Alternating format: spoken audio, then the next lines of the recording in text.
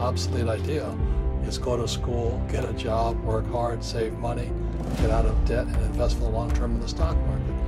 See, why would you save money when they're printing trillions of dollars?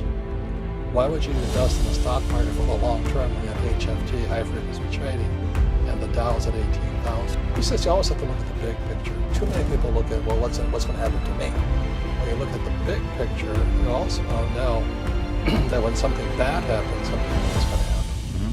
But you got to prepare for whatever is coming. If you think the next 20 years will be like the last 20 years, no. But when you and I go to the supermarket and buy a carton of milk, we always check for the expiration date.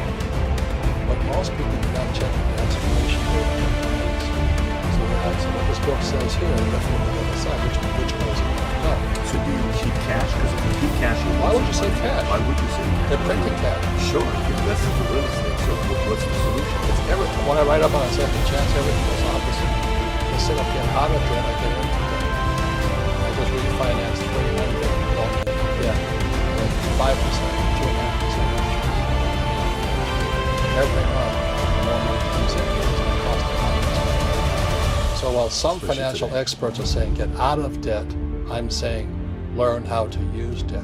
Mm. See, when I came back from in Vietnam in January of '73, the first thing my rich dad said to me was go to school to learn how to invest in real estate. It wasn't real estate, it was how to use debt and taxes. Debt and taxes make the rich richer. Debt and taxes make the poor middle class poor. All the rich guys who are doctors or lawyers or, those guys, they don't know why. Doctors are getting creamed. Oh yeah, they're making more money, but the take home is less. Sure.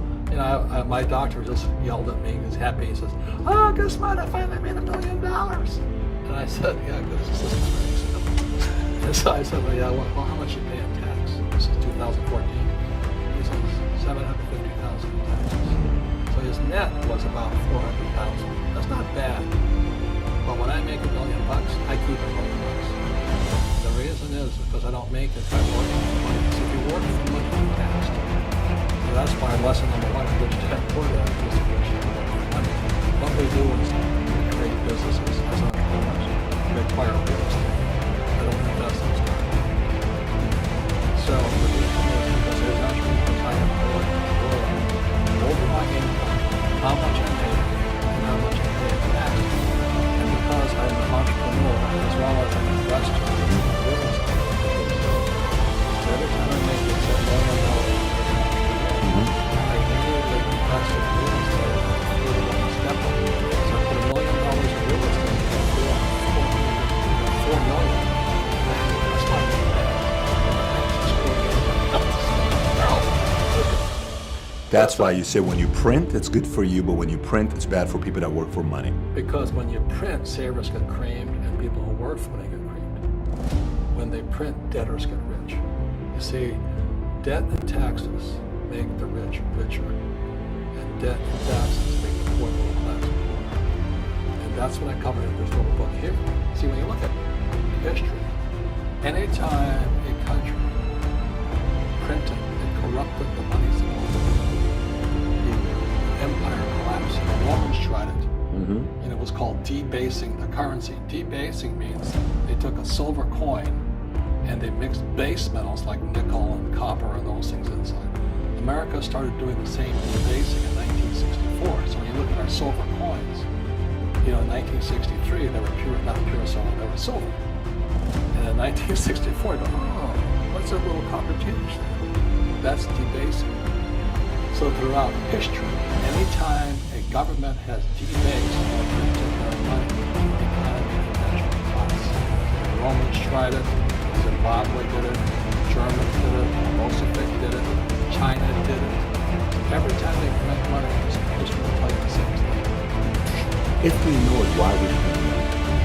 Because people don't understand. Who are the people that don't understand? Politicians don't understand this, or the voters?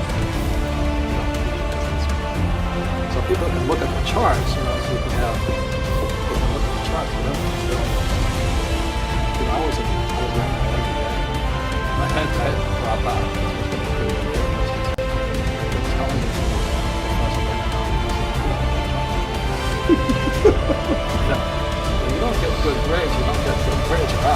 I decided, well, I'll avoid the rush and resign now. But what they teach you in school is BS. It's watered down. It's not appropriate for the real world.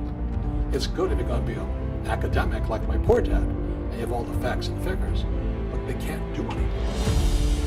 Like the unemployment figures are complete lies. You know, Obama says they're at, I'm not political, I'm not Republican, Democrat. Obama says they're 6%. This guy, John Williams, who's called a shadow stats guy, he says the real unemployment is 24%. So it's a big difference. So I asked him, so what happened? How did you come across it? And John was an economist. He was working for Boeing or Lockheed. And he kept applying the government unemployment and government stats to Boeing's numbers, and nothing worked.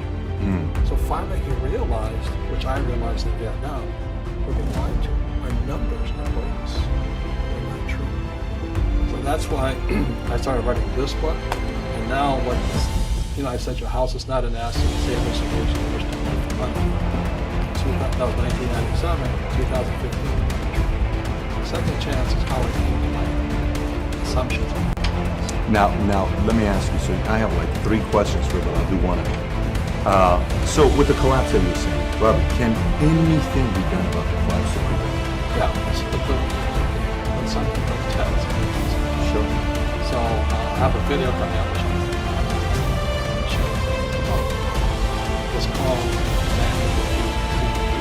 The Man Who Can See the Future. It's about Bucky Fuller, but it's about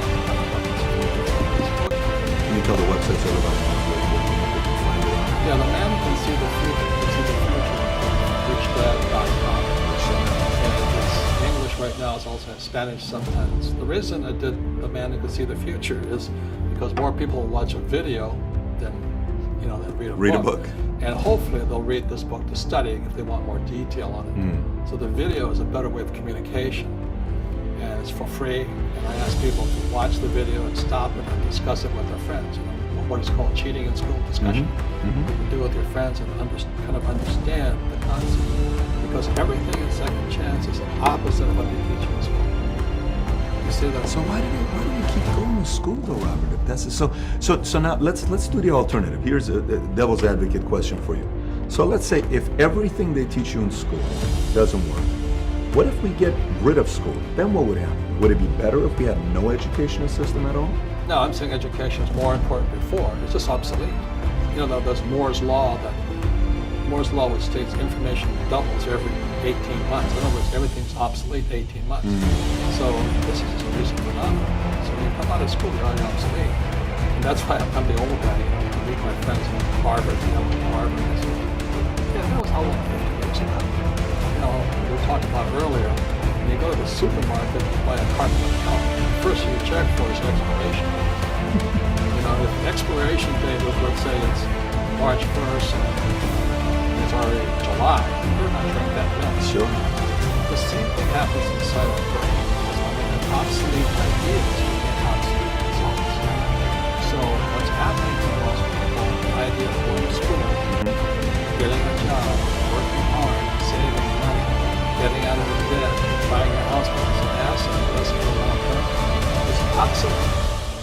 The world has changed. The world changed in 1971 when President Nixon took us off the gold standard and money became debt.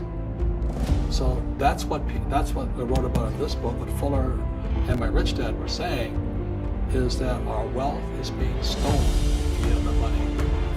So when you save money, why would you save money? Because back in 1970, just before Nixon took us off the gold standard, I could go to a bank, I got 15 to 18% interest plus a toaster. You know what I mean?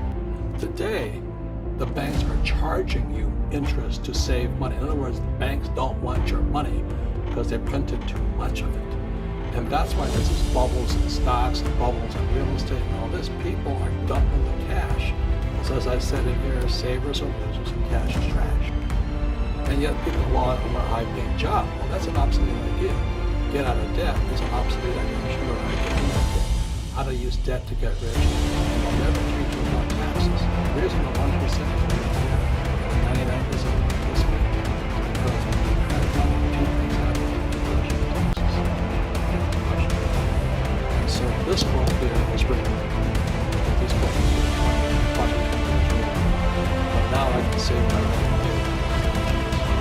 this gave birth to this.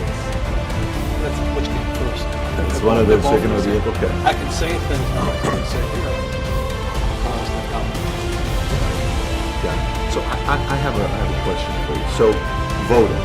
If you're saying the government tells us, let's talk about voting for a second. If you're saying government tells us unemployment is 6%, but the reality is 24%, and then you're also saying you need to be educated, would you say the American people who vote, do we really know all the information that we're voting with, or no? Of course not.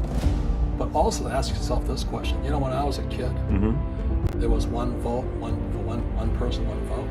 Today it's $1 million one vote.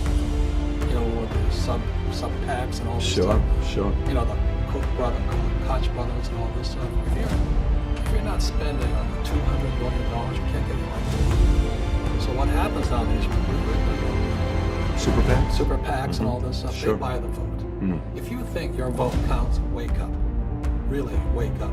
The people controlling the economy today, I'm not saying it's wrong, are the major corporations and the unions. So the unions, you know, they want to get their people elected. The unions control the school system. And the big corporations are kind of more on the capitalist side. And all they care about is their corporations. You know, I always laugh at people, oh, I'm sick of Apple. It's an American. It's not American. It's international. Its headquarters are in California, but its factories are in China, Korea, and the Philippines. They keep them on offshore. That's really real corporation. And any entrepreneur that wants to make money, start listening to products and really got to start business. That's not real entrepreneurship. So that's why I wish I could. I'm glad people are becoming entrepreneurs. Most of them still don't make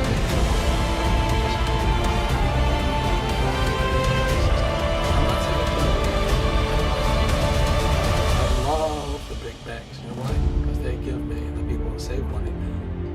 So when you save money, the banks give it to me. Thank God. When you buy insurance, they get it, they give it to me. And that's the game. And you know who gets the tax breaks? Me. You look at my buddy, not my buddy, I'd like to be his buddy, Elon Musk. He doesn't pay tax. It's like $50 billion. Elon Musk doesn't pay taxes.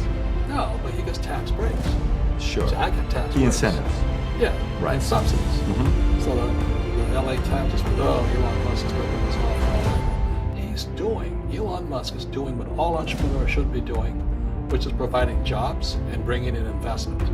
That's what they do. So when Elon, state of New York, I don't know how many millions they put into a factory to build his batteries. Well, they gave it to him for $1 a year. Why? Because when Elon moves his business into his factory in, I think it's Kodak is Rochester. I think that's right. Jobs. Nevada just gave him $1.3 billion in tax supplements because he's got more jobs. And that's what real entrepreneurs do. So do we need more entrepreneurs? Absolutely. But the trouble is most entrepreneurs, there's 28 million small business owners in America. 24 million of them are what we call one person. They're called non-employee entrepreneurs. So because that's what happens is that people don't understand. Most people self-employed. Self-employed.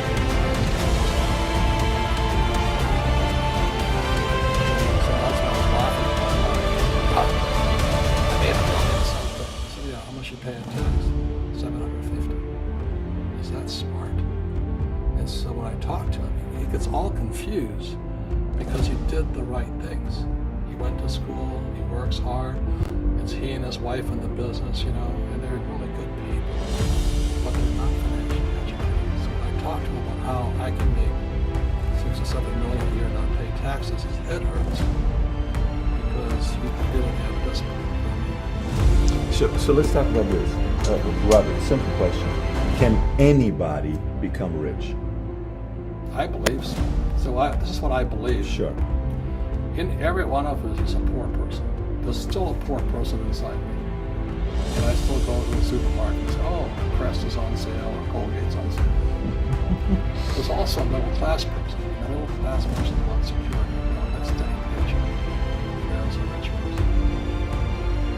And they're all inside of us except that it's not hard. You talk to buddies who have a job, paycheck. It's hard. If you read Rich Dad Poor Dad, Rich Dad, he said the paycheck is damaging.